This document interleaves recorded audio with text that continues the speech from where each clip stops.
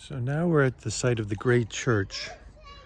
And the Great Church was once the second longest church in medieval Britain. The Great Church's iconic crossing piers stand at only half their original height. So these two entrance piers, I think this was the entrance, were twice as tall back in the 12th century when this structure was built. So we're going to go ahead and go inside and see what's left. Oh, also this is also the site, as you can see, number 4 on the map. This is also the site of King Arthur's original burying site. The legendary resting place of King Arthur, whose body monks claim to have discovered at Glastonbury in 1191, so that's the 12th century. And at that time of the discovery, the monks, for some reason, dug up King Arthur's remains and moved them to a secret location. And we don't know exactly why they did that.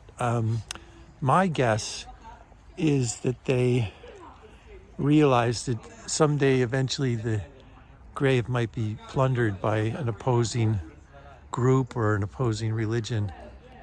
And they decided to protect the sanctity of King Arthur's remains by exhuming his remains and moving them to a secret location. And as far as I know, to this day, they have not been discovered. They have not found where the monks moved King Arthur's remains to. And as you can see right here, this is supposedly the site of King Arthur's tomb. In the year 1191, the bodies of King Arthur and his queen, Guinevere, were said to have been found on the south side of the Lady Chapel on April 19th of April, 1278. Their remains were removed. Okay, so they removed about 80 years later. In the presence of King Edward I and Queen Eleanor, to a black marble tomb on this site. This tomb survived until the dissolution of the abbey in 1539. Okay, so there's the secret. They were moved supposedly to the black marble tomb, and it survived until the 16th century, and now we no longer know the location of the remains of King Arthur and Queen Guinevere. So this is where they resided and held court and held their had their crusades that they were involved with. Here was the site of the high altar. Not much remains of this end of the church,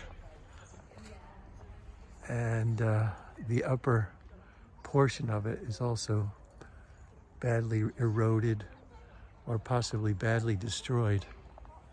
Not sure which. I'm wondering if these large windows were also once encased with stained glass windows. Okay, so that's it for the Great Church and the site of King Arthur's tomb. Next, we're going to move on to the crypt and well and the monastic ruins. And we get to see a monk's lavatory where the monks went to the bathroom.